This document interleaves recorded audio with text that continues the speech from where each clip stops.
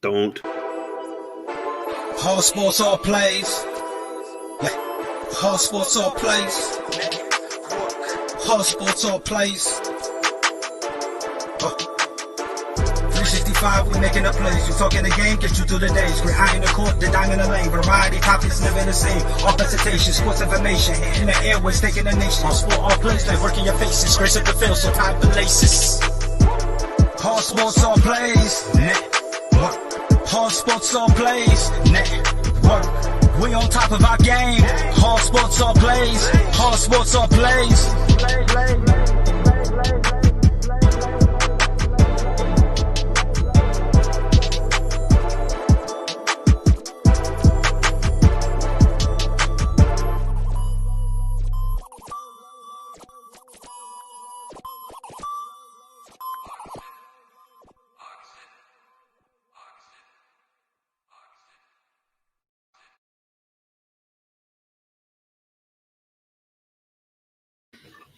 Ladies and gentlemen, children of all ages, that weird guy you gave change to at the gas station the other day, welcome back to All Sports All Plays Network.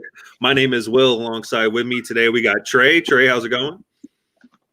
Man, you caught me mid-drink there. I'm sorry. I'm doing great, man. Had a great vacation, Christmas break. I'm ready to talk. It's been a while since I've been on a show.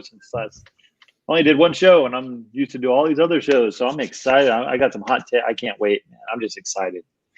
And then along with us, we also have Brian. Brian, what's going on? What it is, what it ain't, what it's gonna be, partner. Every time. Yeah, oh yeah, right. It's spicy. I love it. All right. But let's get on. We're going to start today on, as we typically do on Sports Corner. We're going to talk about the Monday Night Football game. Let's talk about the Monday Night Massacre in Gillette Stadium today. 38-9. The Buffalo Bills go inside of Gillette Stadium and hand the Patriots their own behind, for lack of a better term. We saw Cam Newton get pulled from the game in the third. We saw the Bills starters being sat in the fourth. It was just an absolute one-sided affair whenever it came down to it. Trey, I'll go to you first. What were your opinions watching this game? That it's 2020. I mean, would ever be thinking that the Buffalo Bills would be dethroning the New England Patriots not only once but twice this season, looking like the superior team, looking like a Super Bowl contending team, where the New England Patriots have holes everywhere on that offense. Oh my gosh, their defense. They have a lot of people out for COVID reasons. It wasn't their regular starting defense all season, but Bill Belichick's team, you're not used to seeing that defense give up over 30 points a game all season long. And Josh Allen and company, man. I was skeptical, man, but he is kind of Patrick Mahomes, man. That guy can move. It's a gunslinger. I'm not saying he is better than Patrick Mahomes by any stretch, but what he does, it kind of reminisces of what Patrick Mahomes actually does. He scrambles, makes plays out of nothing, not afraid to throw. He has confidence now. You didn't see that last year. You didn't see that the year before that. But, man, this New England Patriots, they got to draft well this offseason. They need to figure out what they're going to do with. Are they going to keep Stidham as starter? They need to get a free agency, go after Carson Wentz, something like that. Maybe a Jared Goff may be in play now after this round, because I don't think Sean McVay's very happy. Just had to put that in there for Will. But, man, New England Patriots, I think they're going to be all right. I think they're still going to have a down year next year, but they have $57 million in cap room coming up. Bill Belichick's going to use that. Bill Belichick, though, even though he's a great coach, he does not draft well. For the love of God, can you draft a number one wide receiver? My gosh. Harry has been a bust all season, for the last 2 seasons, mind you. He's not a number one overall pick. But, man, I just want to give it up to the Buffalo Bills. I wasn't a believer in this team. I thought it was just all hype. But, man, I'm telling you right now, I'm picking them AFC Championship game. I'm telling you, I'm not picking I'm not picking them over the Chiefs, but man, I think they're the one team that can dethrone this Kansas City team. And I'll get into that a little bit later, but it's just weird not seeing Bill Belichick in the playoffs, and I'm happy for that. I like dynasties, but everything must come to an end, everything like that. And man, Buffalo Bills Mafia is excited right now. I don't think they're even going to sleep for the next 2 weeks. Man, what I would do to have fans there in Buffalo to see flaming tables getting choke slam broken through. I mean, it would just add a whole new dimension to Buffalo. But I'm telling you, they are a team to be reckoned with right now. Brian, what were your opinions watching this game? What were your thoughts? Nothing surprised me. I'll take that back. There's one thing that did surprise me, and that's Josh McDaniels not being able to get something out of Cam Newton. They're still trying to play Cam Newton as if this is 5 years ago Cam Newton, where they're doing a lot of design runs and things like that, where it's not necessarily trickery or misdirection, but power runs. And he doesn't have the explosiveness that he did 5 years ago in order to pull that off. So that's the number one thing that surprised me about New England. And that's the reason why I truly think that they're losing the way they are, is you have Cam Newton, but they haven't figured out a way to actually use him. He's more of a detriment to that team than what he is of a benefit. And that's something that surprises the world out of me, because I would have thought that Bill Belichick and Josh McDaniels would have been able to pull something out of the hat when it comes to Cam Newton. Yeah, whenever I saw Cam Newton sign with the Patriots in the offseason, I thought we were going to get at least something, at least shades of the old Cam Newton, but we haven't even gotten a glimpse of it. I mean, I don't know if he's had a somewhat old Cam Newton-like game all season. I mean, yeah, he's got a ton of rushing touchdowns. I think today he made it up to 12 on the season, which sounds just like the old Cam Newton. But when you look at his passing stats, I mean, it's just absolutely embarrassing. Today he went, 5 for 10 for 34 yards. I mean, that's something embarrassing. ridiculous. But if you look at the first couple of games when they opened up the season, they had it working. But they, like I said, they weren't trying to run him like it was 5 years ago Cam Newton. They had a lot of misdirection, they had a lot of easy passes, and then he had spots where they fake handoffs and take off around the backside, where you're making that defensive end play either the run, you got to decide quick, or you're going to chase down Cam Newton. And they completely went away from that and just acted like he was just going to power run everything again. I mean, they even did it a couple of weeks ago. It was a goal line, and it just went to a power run with Cam Newton. I'm like, you're not using him as a benefit. Everybody's lining up to go for a goal line stand. Put him on the outside. Make somebody chase him. Give him some different looks. And for whatever reason, they're not doing it this year. But I will say this about Cam Newton, and I'm 17 games. He did have those 2 great starts, but then he got COVID. He didn't have a preseason with his team. He doesn't have a number one wideout. Even when the year he went to the Super Bowl, at least he had a number one wideout in Benjamin at that time. He was a good wide receiver. He isn't anymore. I don't think he's in the league anymore. But I think it had something to do with, I think, his mindset. But yeah, you're right. Josh McDaniel, I think we need to start giving Tom Brady was that genius, but it wasn't nothing to do with Josh, because Josh McDaniels has left New England and shows he can't do anything besides if he has Tom Brady. And that's what Josh McDaniel, people are starting to understand about Josh McDaniel. So right now, after this game just came to a conclusion, right now Cam Newton's stats are looking at 2,400 yards on the season, just over 2,400 yards, with 5 passing touchdowns and 10 interceptions. I'm going to ask you guys, folks, I think this is a big question. I think we can all simultaneously agree that Cam Newton is probably not coming back to New England on a 1-year deal. But do we see Cam Newton as a starting quarterback anywhere next season? Trey, I'm going to start with you. No. And if you look at the NFL as a whole, Jacksonville's going to be set with Trevor Lawrence next year. Jets are not going to move off Sam Darnold, Donald, whatever his freaking name is. I can't pronounce it. So that's how bad he was this year for the Jets. But if you look at the NFL as a whole, everyone has their quarterbacks. I mean, the Rams might move off from Jared Goff, but I don't see Sean McVay coming in and doing anything with that. Arizona has their. I mean, everyone's pretty much packed. Cincinnati has their. Maybe Washington and Ron Rivera again. That's the only. Because Washington does not have a quarterback. Alex Smith, I hate to say this. I love Alex Smith, but he's injury prone, coming off that leg, and now he's coming off another leg injury. And Washington's probably the only team I can see right now that I can see him probably being a starter. But other than that, he's gonna have to swallow his ego and be a backup quarterback. He's gonna have to. Speaking of which, shout out to Alex Smith right now, currently on a calf strain. Didn't know he still had a calf. I mean, that guy is just playing on a bionic leg. So shout out to him for even still being able to injure his leg. So shout out Alex Smith. Amazing job this season stepping in. Brian, I'm going to turn it over to you. Do you see Cam Newton starting next season? Do you like the idea of Cam Newton reuniting with Ron Rivera? I mean, where do you stand on this? Actually, right before you said it, I was thinking Washington. They need a quarterback. You just cut Dwayne Haskins. You have Alex Smith. If Alex Smith is healthy, he's a better option than Cam Newton right now.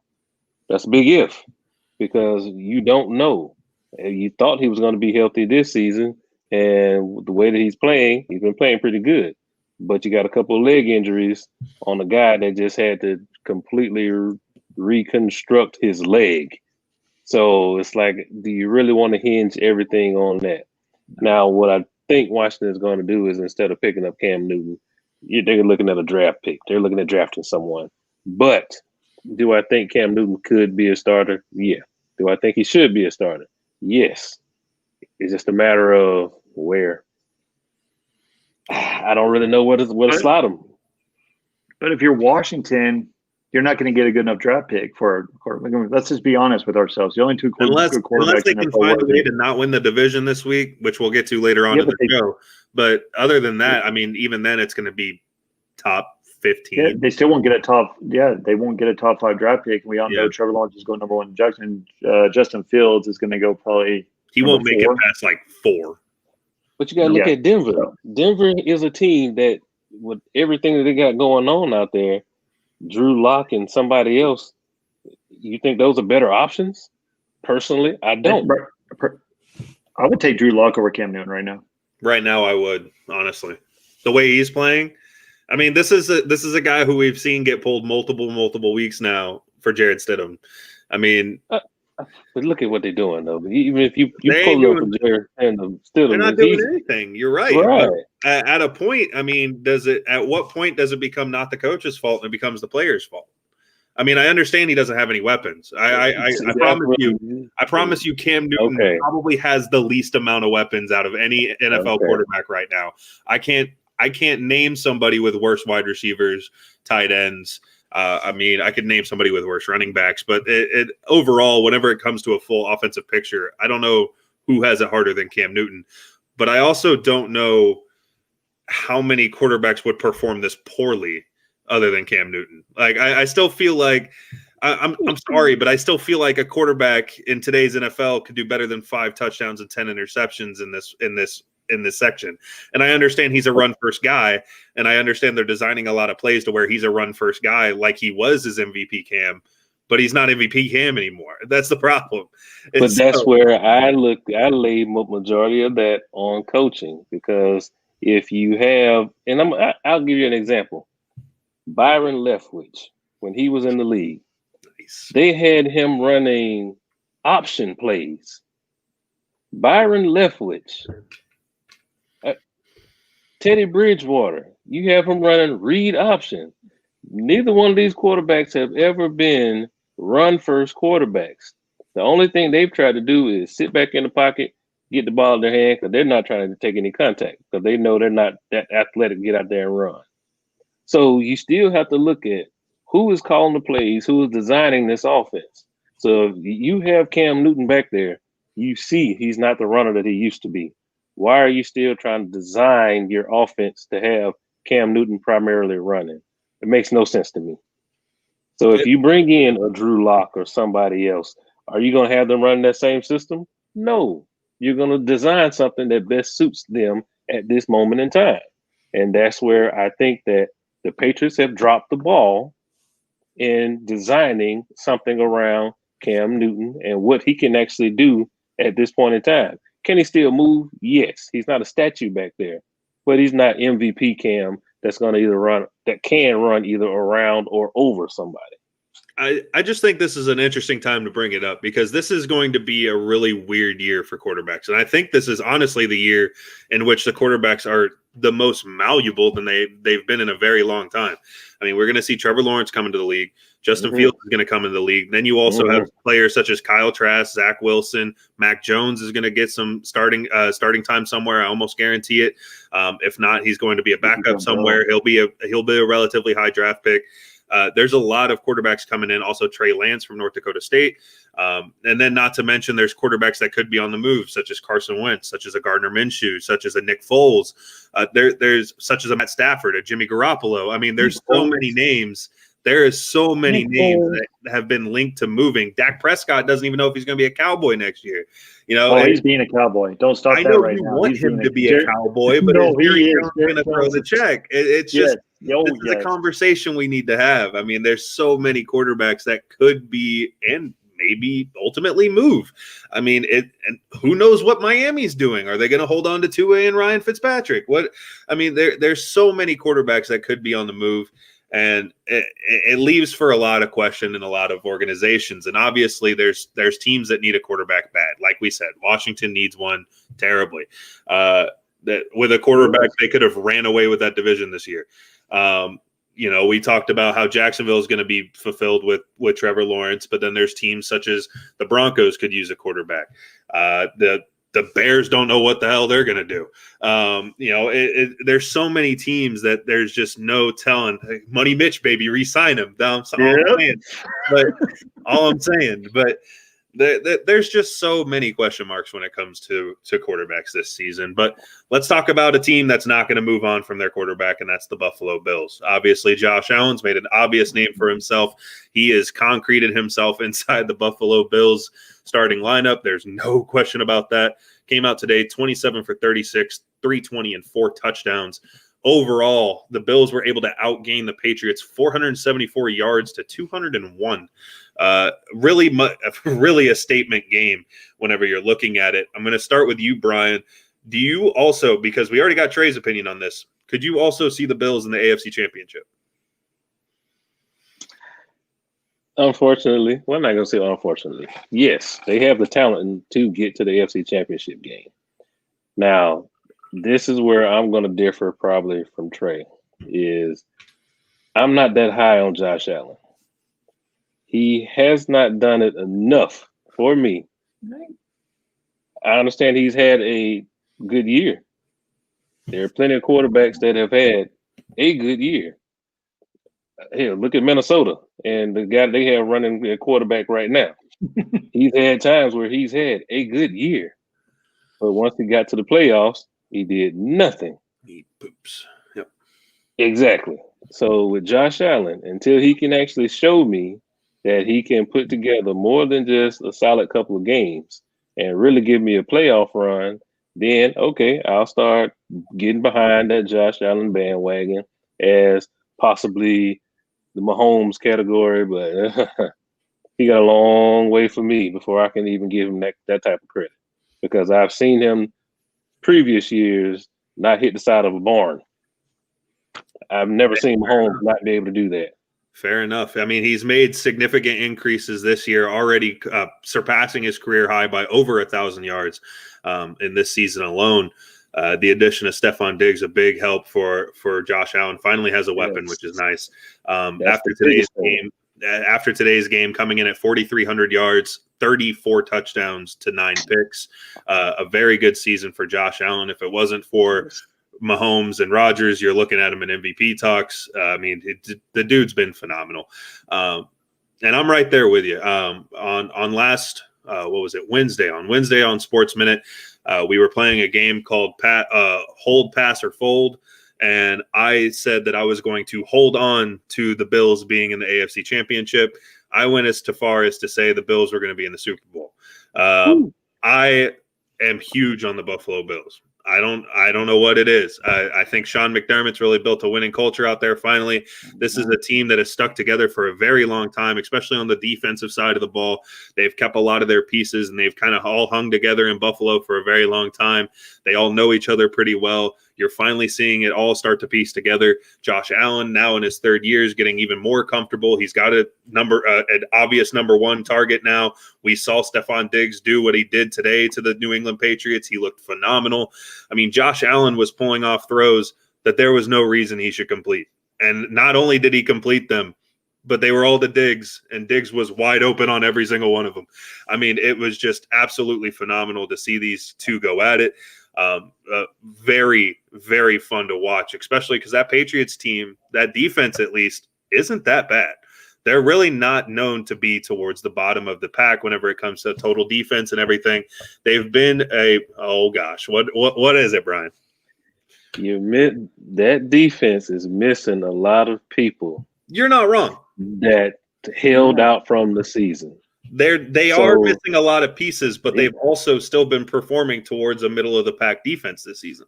So yes, if they had somebody such as Adonta Hightower, yes, that defense becomes a lot more electric. But even without Hightower and everybody else who's opted out, such as a Patrick Chung and everybody, they've still played at a high level. They've played fairly well, because there's I can promise you Cam Newton's play is not the reason they have 6 wins. I can promise you that. You go back and look at his stats, I can promise you that. But yeah, this Patriots defense has been very fun to watch. At least a bright spot of the Patriots team so far this year. And it's just been interesting to see what the Bills have been able to do, man. And I don't know what it is. I'm so high on them right now that like I see they can do no wrong. And for some reason, I have a belief in them. The one thing they need, and they're going to address it in this draft, they have to, because they have no choice. They need a running back. They need a running back, something fierce. I mean, they have no running game. Devin Singletary and Zach Moss is not fun. But they could use another weapon to go across from Stephon Diggs. And if they can get a running back, this team's going to be gross. But let's move on. Let's talk about the playoff picture going into Week 17. And it's a doozy. Let's talk about that. There is a lot of playoff spots on the line. Let's start in the NFC first, because it's less of a jumble. I mean, it's easier to figure out in the NFC. So right now you're looking at the Packers at the number 1, the Saints at the 2, and the Seahawks at the 3. Saints and Seahawks both at 11-4. The Packers at 12-3. The Packers with a win over the Bears can secure the number 1 seed. And I want to say if the Packers manage to lose to Chicago and either one of those two teams wins, they will secure. And I think the Saints have the tiebreaker, if I'm not mistaken. No. If Green Bay loses, if the Green Bay and Saints are tied, Green Bay holds a tiebreaker. If it's Green Bay and Seattle, both have 4 losses, Seattle holds a tiebreaker. And if all 3 of them have 4 losses, the Saints get the tiebreaker. Clarify that? Am I right on that? Just the grossest equation you've ever heard in your life. So let's just clarify this. We know who the divisional winners are. Okay. So let's talk a little bit about the other seeds. Right now, you've got the Washington football team currently sitting in 4 with 2 teams right behind them that are still eligible for play in both the Giants and the Cowboys. Trey's Cowboys go crazy. And then right now, the Tampa Bay Buccaneers are sitting in the 5 spot at 10-5. The Los Angeles Rams currently sitting in the 6 at 9-6. And the Chicago Bears clinging on by the skin on their teeth at 8-7 with the Cardinals right behind them. Let's talk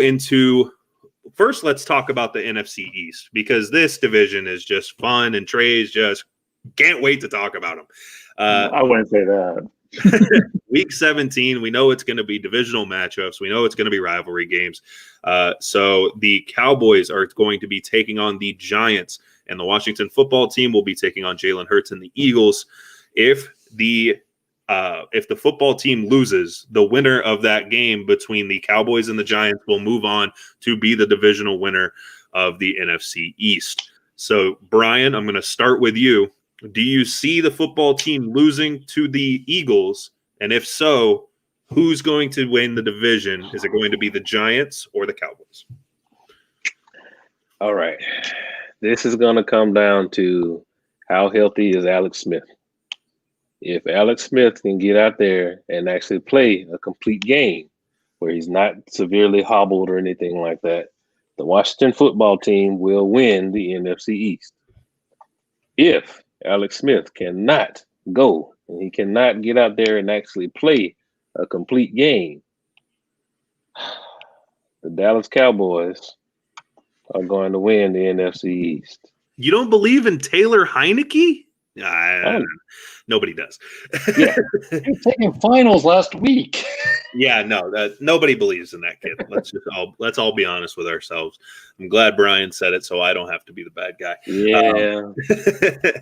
Trey, let's get your opinions on it. Where do you sit? We know you're the Cowboys fan, so go ahead, take it away. Oh man, I'm not a delusional Cowboy fan. Everyone can agree. No, can confirm. He's not one of those. I'm not. Are they going to win the Super Bowl? No. But people are asking me, why do I want this Cowboy team to make the playoffs? And I'm just going to give you a quick example.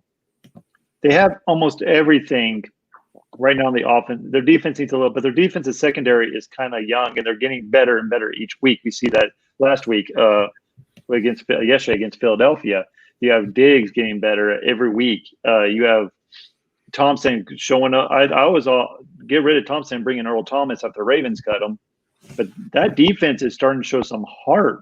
And they're not a good football team, but they have – it's a new offense. It's a new defense. Mike Nolan's new defense are totally different system, everything like that. They didn't have a preseason. They didn't have all the COVID things and everything like that. So I'm giving a little bit of a pass on that. So if you look at it, they're like, we're not going to get a high draft pick. Well, you're going to get who you're going to get. You're not getting a Trevor Lawrence, you're not getting a Justin Fields. Anyway, so that's why I'm just happy to see some heart and some fight and coaching adjustments in the second half after the bye week. Mike McCarthy has done a phenomenal job, just not him, the whole coaching staff, making adjustments and this team rally against like, all right, we can play for this. And it's just a total different mindset than what we've seen with Jason Garrett in the past 12 years. So now, is this the same Cowboy team that they have this would be so Cowboys, we lose to the Giants on a field goal and Washington loses and the Giants get in the playoffs? Yes. But I'm actually picking the Dallas Cowboys to go, and I'm probably going to jinx them. They are going to win the NFC East.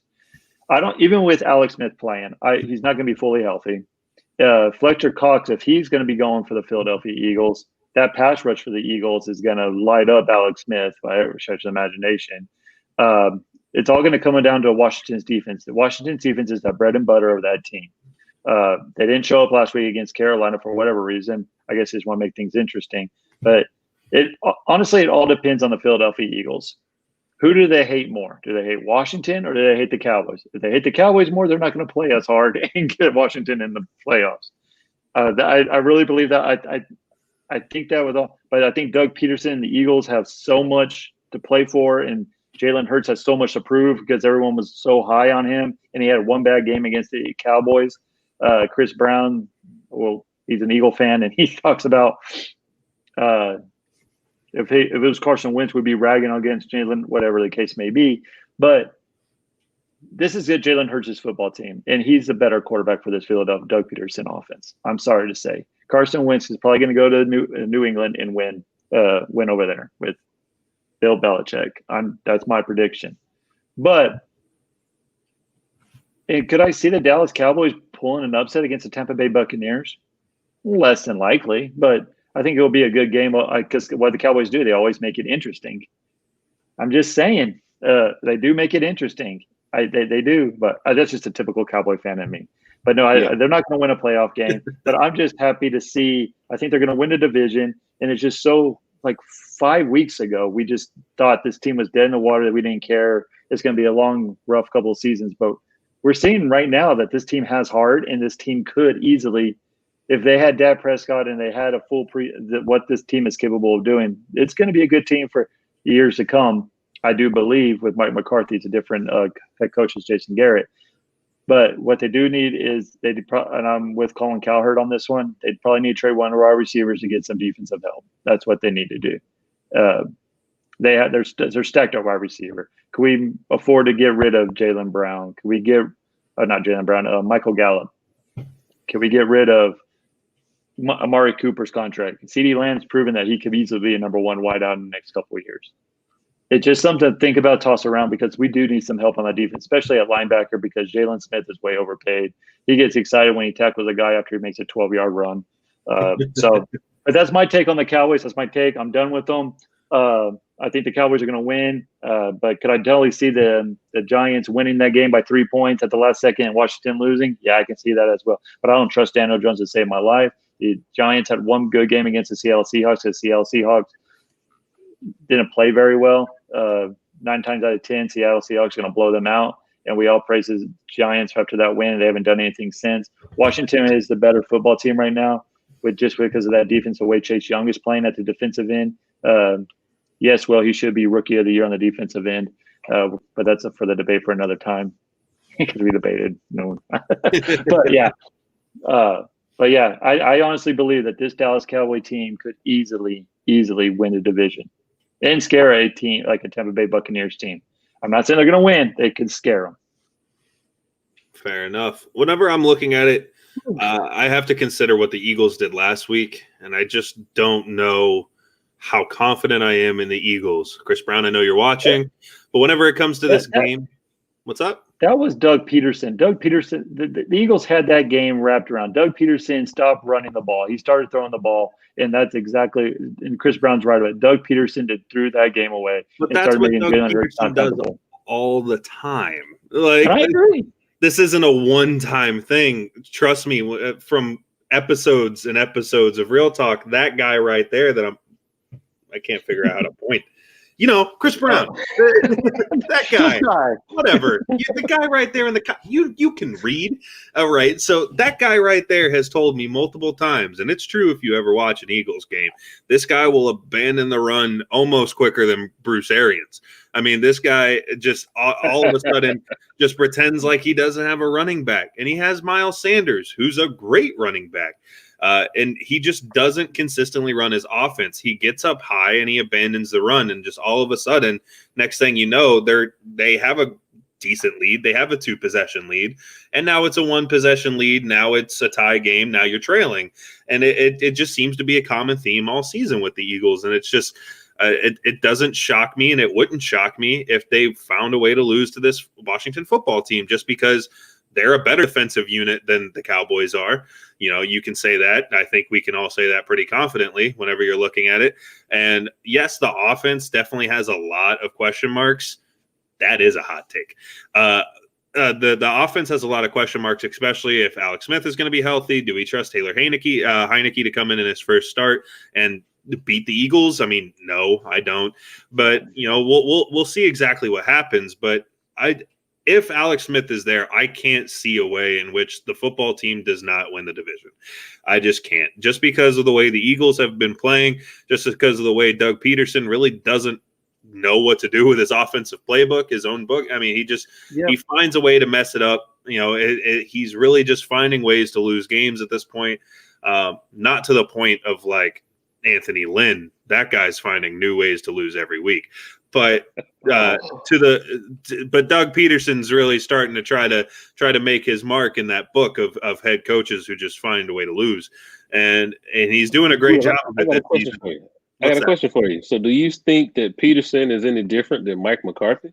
Because they both will abandon the run first sign of, this pass play worked. And they're on to 5, 6, 10 straight pass plays. Even though they have running backs that can get back there and produce, they're just alike. They're just alike. And I agree with you on that, Brian. They're just alike. And if Doug Peterson doesn't shape up the next year and make the playoffs or make a Super Bowl caliber run, you're going to see him fired in Philadelphia next year.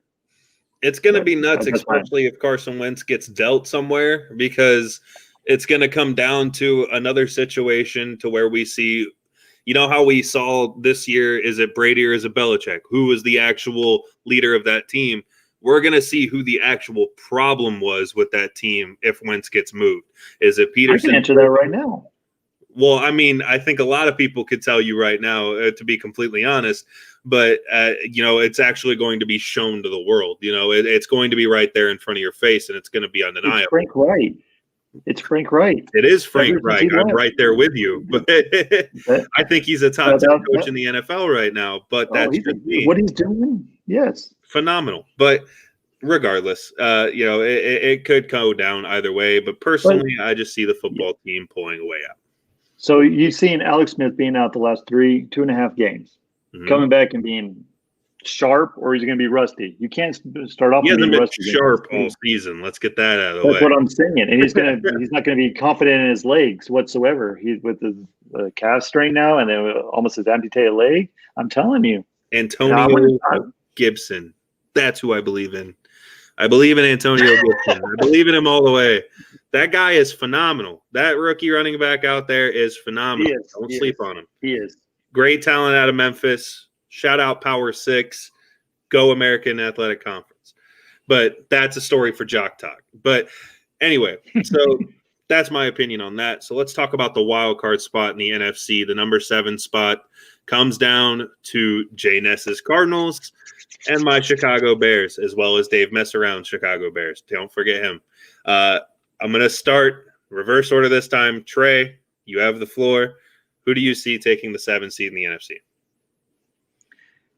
Ooh, Fun fact, if both of them win, the Bears jump to 6th seed because they have the tiebreaker over the Rams. Fun fact. I don't know what that means for the Rams and the Cardinals. I think the Rams would be on the outside looking in, and the Cardinals slide up. But regardless. Okay, whatever the case may be. Okay. So they could both go. Yeah, they could, but I think the Cardinals are too. I don't think Murray's going to be 100% healthy. I don't think they're too heckle and jive for me. You don't know what you're going to get from this team week. They look like a team that can compete for the NFC West title, and then they look like a team who shouldn't even be in the playoff picture. Kyle Murray's too inconsistent with me. But saying all that, I think Arizona wins. I think because Jared Goff ain't going to play, and they're playing. I don't even know who the Rams' backup quarterback is. Either is anybody else. Tyler Wolfle, right? Wolfle. I think you're right. Like that. Yeah, he hasn't even played a snap forever. So hasn't played since the AAF. Fun fact. That's what I was saying. Yes. So I think the Arizona Cardinals are going to win, and I think the Chicago Bears are going to win. I have the Bears, and it's not just because I hate Aaron Rodgers and Green Bay Packers. It's not because of that. Everyone's telling me, "Oh, Green Bay, they proved that they beat the Tennessee Titans last night because they hit them in the mouth." Tennessee Titans has not hit anyone in the mouth all season long. They win ugly. They don't play the same way they did last year in the playoffs. This Chicago Bears team, that defense is going to make up for what happened again earlier in the season when Aaron Rodgers stole the show, had wide open receivers all over the field. Khalil Mack is going to have a phenomenal game. He's going to sack Aaron Rodgers about 3 times. I'm going to say that right now. They're not going to leave Devontae Adams, whatever his stinking name is, wide open, just like what the Tennessee Titans did, double coverage, and then they stopped running. Devontae Adams wide open. Titans hit the Bills. What? Did they?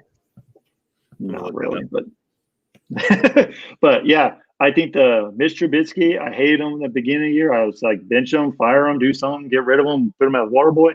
But man, he's saving Nagy's job, isn't he? And Nagy's never going to bench him again. I don't think so. By the way, the Titans did kind of smack the Bills at 42-16, the final score of that game. Everyone's off one game. The Raiders smacked the Chiefs one game. Okay, Max. But let it be known. But we're just talking about. Okay, so the Bengals beat the Pittsburgh Steelers. Okay, it's NFL. Basically, what you're saying is you trust the Bears defense to look a lot better than the Titans did last week. And I do. And I think your running back's going to show out. I think Mitch Trubisky's going to have a great game. Packers do not stop their run. I don't care what you say.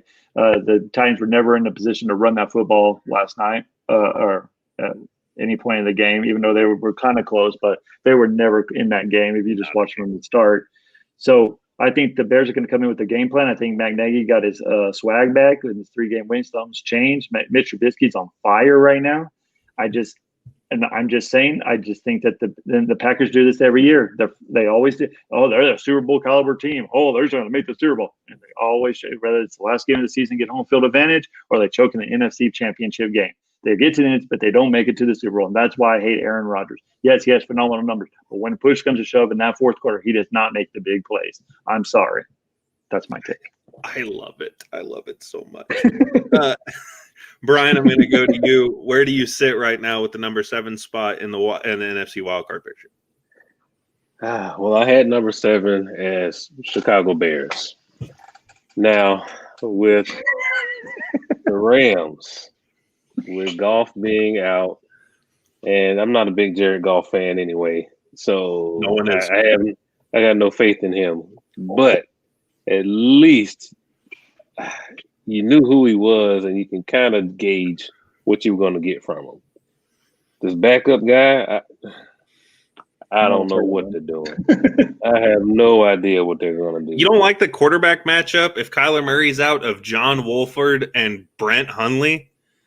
That's like Taysom. I think Brent Hundley. That's like Taysom Hill, Kendall Hinton numbers right there. I mean, that's pretty. Exactly. So that's why I'm looking at the Cardinals. They're gonna get the win, but that leads me back to Mitch Trubisky. I don't trust him either. Which is fair, I guess. Yeah, because he got benched because he played terribly. Oh, whoa. He played winning terribly. I don't care how you play. He was 2-0. And he had been winning games. terribly. So we can go back to Cam Newton for that then. If you just want to say somebody won a game, Cam Newton won some games. He was still playing horrible. He's 2-0.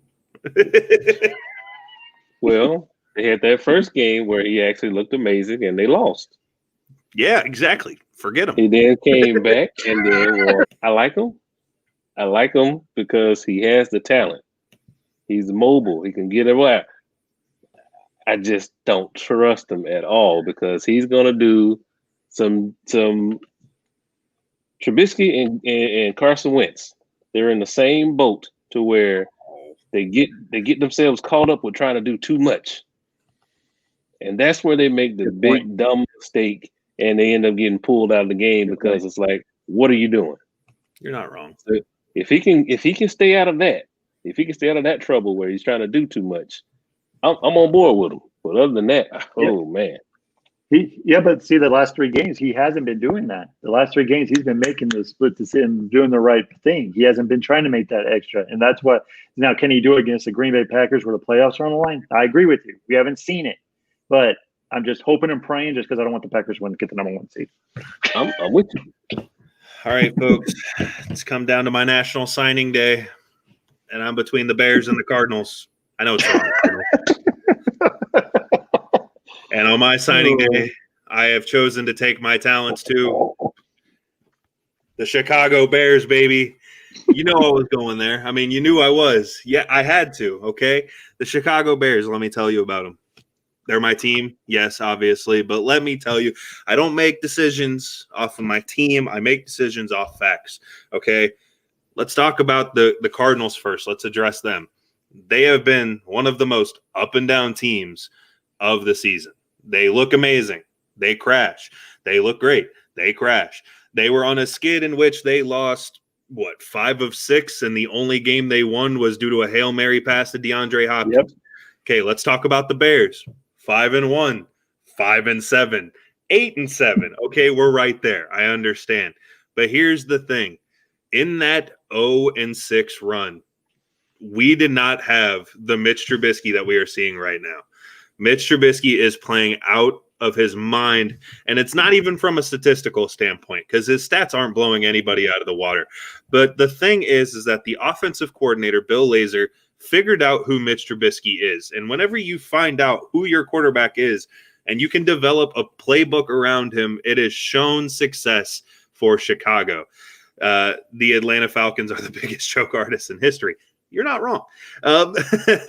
But whenever it comes down to it, I don't know. The Chargers are making a run for Chargers that right are doing now. a great job of giving a run for their money. I'm not going to lie. But this is the Bears we're talking about here. Okay, so my Chicago Bears.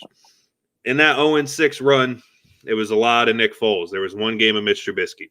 Since Mitch has been back, we're 3-1.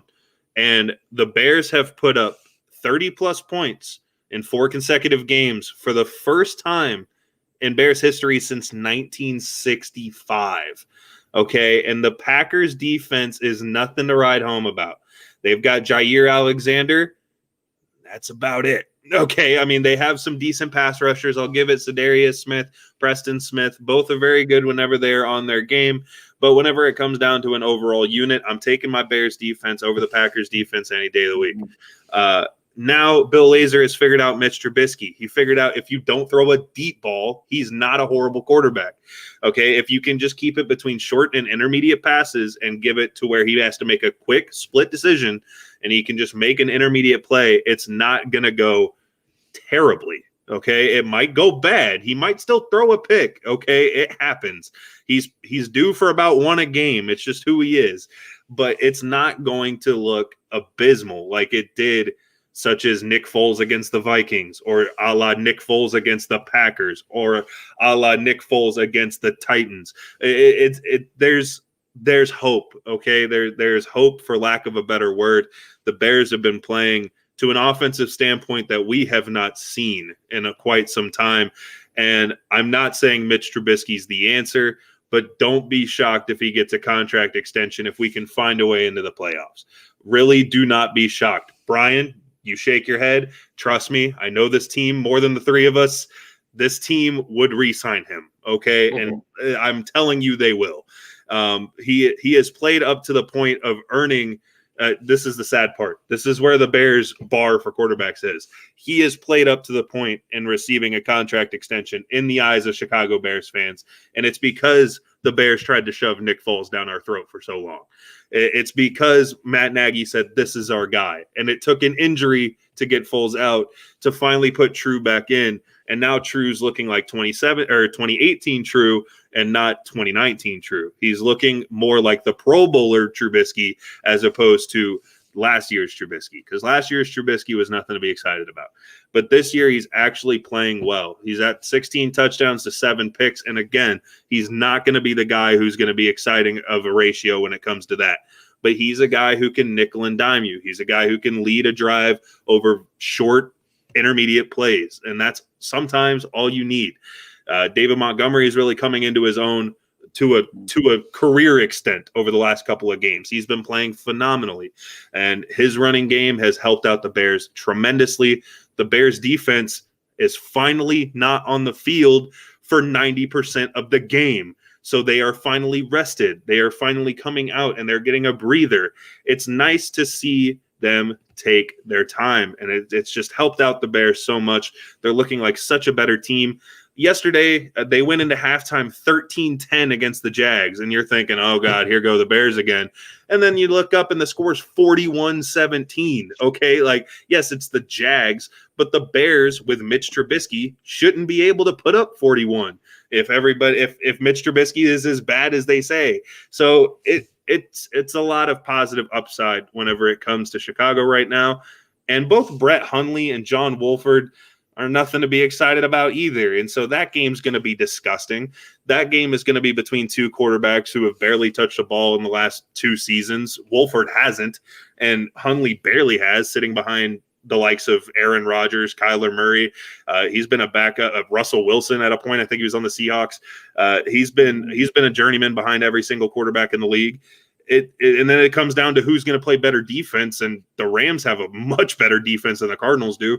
So I'm just hoping, I'm banking on the Cardinals losing that game, because I'm still not confident my Bears beating the Packers. I think it's going to be a much better game. I don't think we're going to get blown out on national television like we did the last time we played them, but it's going to be closer. And that's all I'm asking for, because if you can give me just a sliver of confidence, if you can give me just a little bit, which would be hilarious, by the way, if we beat them and then they fall to the 2 and we have to play them in the playoffs, that would be phenomenal. But I really don't want to face them in the playoffs. So let's face the other 2 seed. Let's get into the 7 and let's ride home with it. Let me ask you this. If you're the Bears, you don't sign to a contract extension. Do you just pick up his 5th year? Well, we already denied the 5th year. I don't know if you can go back and re-accept it. See, I don't know the rules on that either. They changed the rules on that, so I don't know if you can pick up a 5th year or not. My thing is, especially with quarterbacks, if you can't increase, you need to at least make a lateral move. So that one of 2 things is going to happen. The Bears are going to go attempt to draft, in which they would probably pull another Mitch Trubisky and trade up. because I can't imagine them sitting at their spot and wanting to take a quarterback, especially with the likes Zach of Wilson talent being gone. Zach Wilson will be gone by the time the Bears pick. I know he will, because there's too many teams in there that there's just too many. But by the time you get to the Bears pick, you're looking at like Trey Lance, you're looking at Mac Jones, you're looking at those later quarterbacks that are, how do you feel about him? Flip a coin.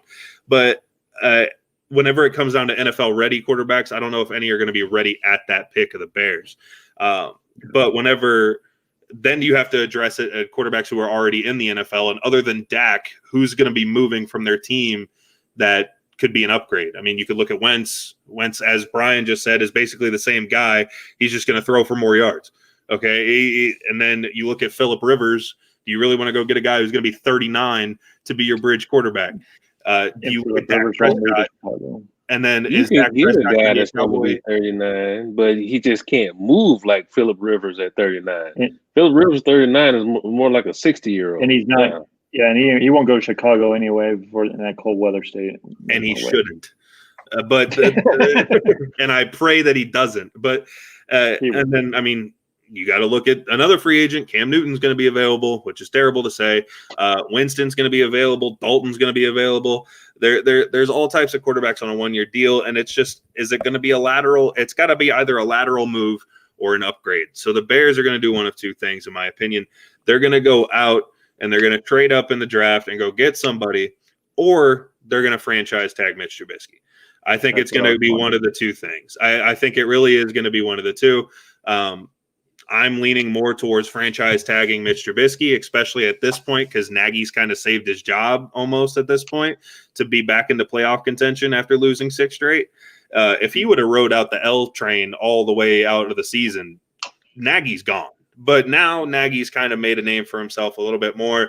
Like Trey said, he's got his swagger back.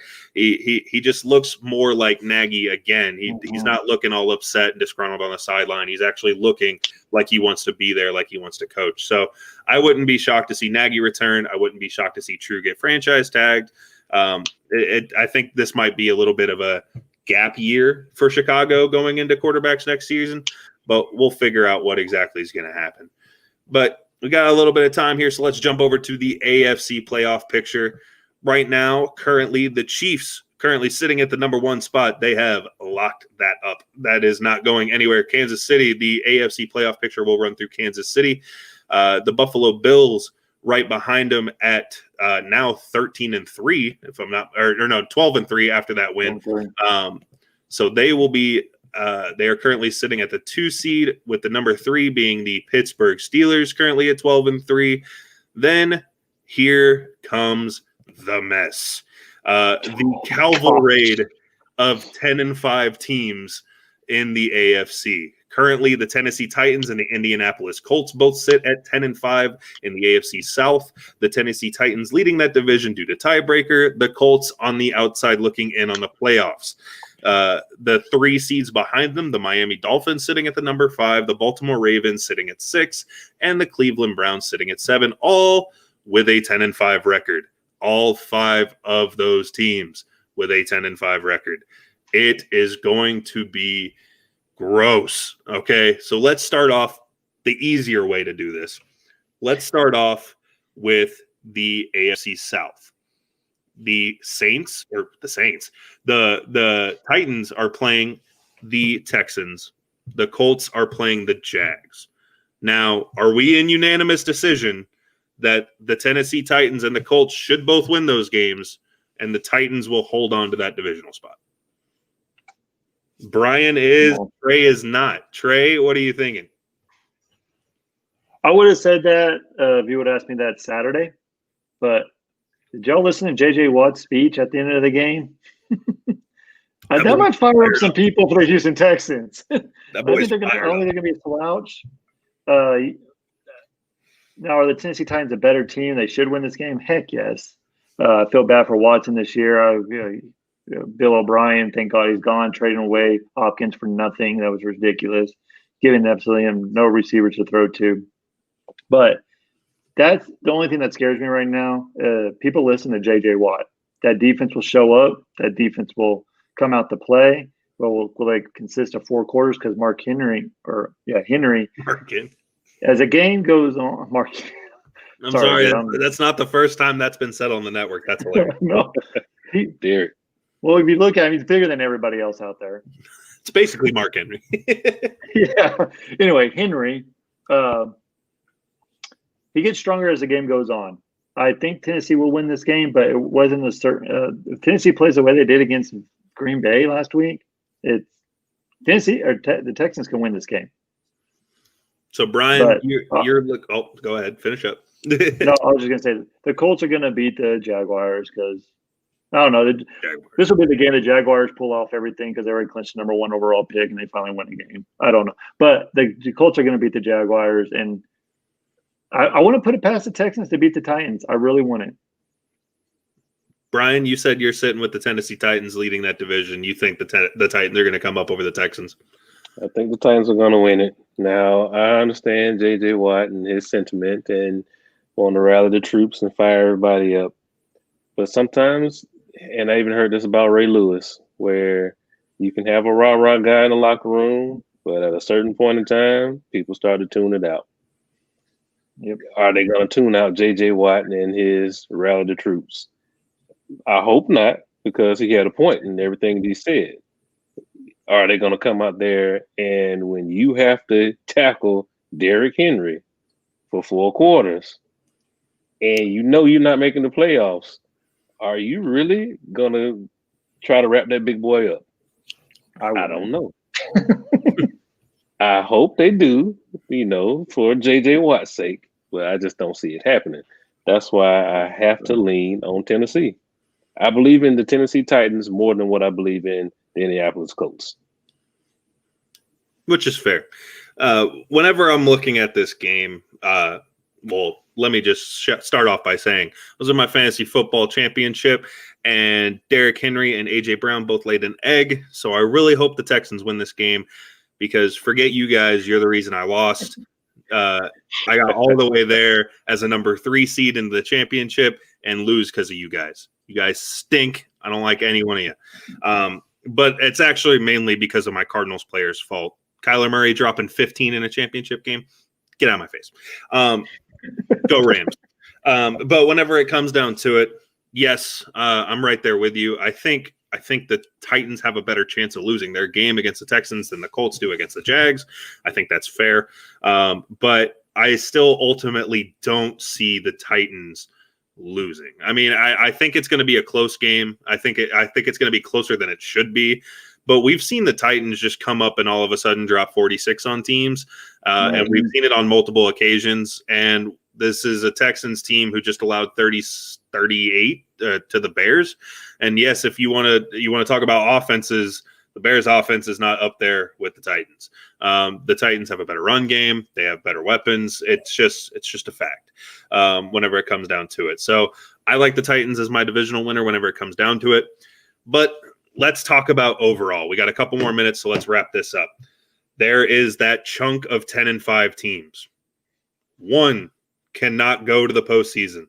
One of them will be missing between the Titans, who are playing the Texans, the Colts playing the Jags, the Browns playing the Steelers, the Bengals playing the Ravens, or the Ravens playing the Bengals, and the other way around, and the Miami Dolphins, who are taking on the Raiders. No, they just played the Raiders. Who are they playing? Are they playing the Patriots or the Jets? The Dolphins? Yes. Dolphins are playing the Bills. Ooh, okay. So Miami's playing the Bills. Baltimore's facing the Cincinnati Bengals. Cleveland's playing Pittsburgh. Indy's playing Jags. And the Titans are playing the Texans. What's the one team in the AFC playoff picture that gets left out? Who is falling behind? Brian, I'll start with you. On first thought, I always go with the Cleveland Browns are going to lose and they're going to miss out on the playoffs. Now, with them playing the Steelers, I don't know if Pittsburgh is going to play everybody. So that I don't No. If Pittsburgh plays to actually win the game, the Browns are going to be left out. I just don't know if Pittsburgh is actually going to show up to play that game. That's a tough one, man. Trey, do you have a concrete answer? Do you have a prediction? I hate to say that the NFL did them dirty this last week. They did. Cleveland Browns not going to make it because of contact tracing. I think the Steelers are going to play everybody. The Steelers, even though they don't get a bye, they still want the number 2 seed because you get 2 home games instead of 1 home game in the playoffs. So I think they're going to play everybody to that caliber, and so will the Buffalo Bills. So I just don't. But it all depends on the Cleveland Browns. Their the receiver's going to play. Is Landry going to play? Like, are they going to be eligible to play? All that fun stuff. And if they're not, I see the Indianapolis Colts winning and Cleveland Browns losing. And I mean, let's just face the facts. Baltimore's going to beat Cincinnati. They're going to be in. Tennessee's going to beat the Tags. They're going to be in. So it's going to come down between the Browns and the Steelers game. And I just don't have Browns have bad luck, man. They just always they have the best winning mark since what, 2002, something like that. And they could find a way to not be 10-6. But I blame the NFL for that. I really do. Just like I did blame the NFL for that Denver Broncos game when they had no quarterback. They could have easily delayed this game one day to get those receivers acclimated, because some of those guys got the phone call that morning, get on the bus, let's go, So, but unless, and I don't know, Kevin Stefanski, you have a run game, you have 2 stud running backs. If you just run the ball instead of throw the ball 51 times, you could beat the Pittsburgh Steelers. That Pittsburgh Steelers team, yes, they've been shown that they're a good defense, but they don't look so great anymore.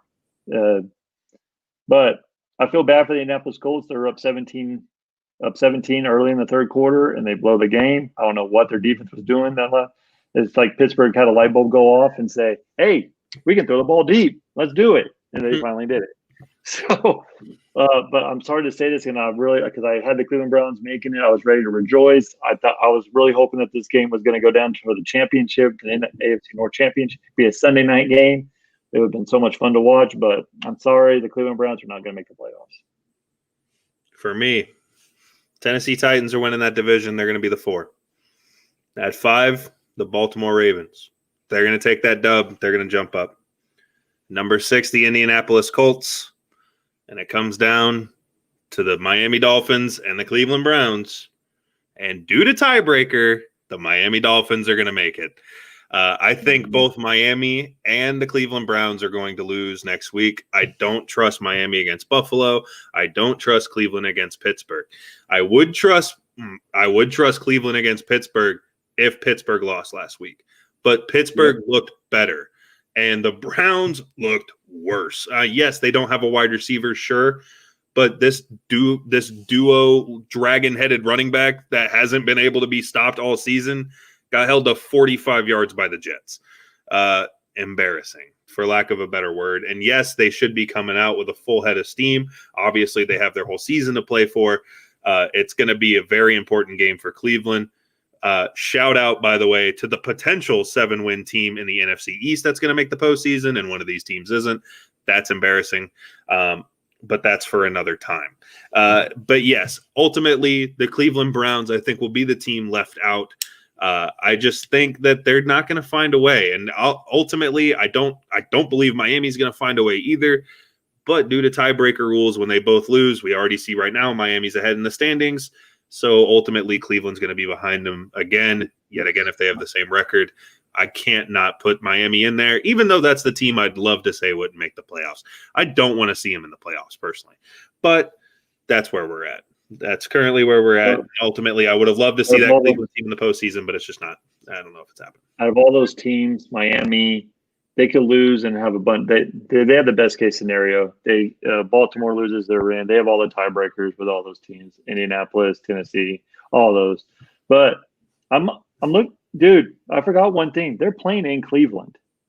They are. There are going to be some fans there. They're allowing fans in that game. I forgot about that. I mean, it's not a lot by any stretch, but I could see him rallying and pushing them forward. But I just don't trust Baker Mayfield. I'm sorry. I think he tries too hard. And when he tries too hard, you see what happens. He fumbles the ball 3 times. They had their chance. They could have wrapped it up last week and against the New York Jets, and they squandered it. Only time will tell. The AFC playoff picture is absolutely nuts. But unfortunately, we've hit our time here on Sports Corner. I was going to say, I could talk about this playoff picture for a very long time because it's a shootout, to say the least, on both sides of the coin. You're looking at 2 teams over in the NFC. You're looking at 5 teams over in the AFC. I mean, somebody's got to go to the playoffs, and somebody will, and somebody's going to go home very upset. And probably their diva players will probably attack the NFC East team on Twitter, but I'm waiting to see that. I can't wait to see what team. I can't wait to see if Jarvis Landry and Odell Beckham, they're going to start coming out talking crap about the NFL. Oh, you guys let us play without any wide receivers. You guys let this crappy NFC East team in the postseason, not us. It's going to be fun to watch. But until then, we won't know until after next week. But we'll be back after next week with that answer of what team is left out. So until then, for Trey and for Brian, I've been Will, and this has been the Sports Corner on Monday night, and we'll catch you guys next time. You take it easy. All sports, all plays. All sports, all plays. All sports, all plays. 365, we making a place. You talking the game, get you through the days. Great eye in the court, the dime in the lane. Variety, topics never the same. All presentation, sports information. In the airways, taking the nation. All sport, all plays, they work in your faces. Grace at the field, so tie the laces. All sports, all plays. Network. All sports, all plays. Network. We on top of our game. All sports, all plays. All sports, all plays.